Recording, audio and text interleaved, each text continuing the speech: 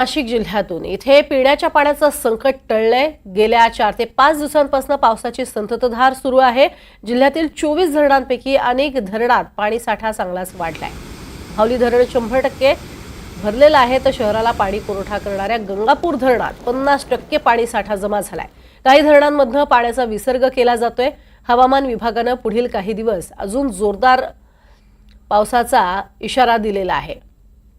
दुबार पेरणीचं देखील संकट टळलेलं आहे। नाशिकच्या पहिने इथे नेकलेस धबधबा देखील हिरवाईनं नटून गेलाय। या धबधबा परिसरामध्ये आमचे प्रतिनिधी किशोर बेलसरे हे पोहोचले आणि त्यांनी तिथून घेतलेला आढावाही पाहूया। गेल्या काही दिवसापासून नाशिक जिल्ह्यावर पाण्याचं संकट होतं।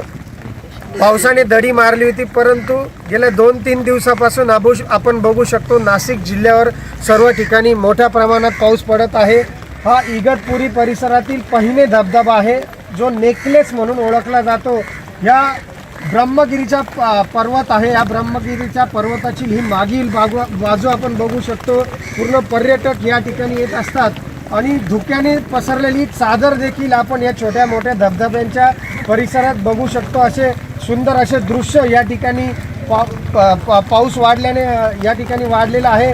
नाशिक जिल्ह्यातील मुख्य गंगापूर धरण देखील आता 50% भरलं असून इगतपुरी येथील बाहुली धरण देखील 100% धरण भरलेलं आहे। त्यामुळे नाशिककरांवर जी पाणी टंचाईचा जो प्रश्न होता, पाणी कपातीचा, तो देखील आता टळला आहे। त्यामुळे नाशिक जिल्ह्यामध्ये आता चांगल्या प्रमाणात पाऊस पडत असल्याने दुबार पेरणीचं देखील संकट टळलं आहे।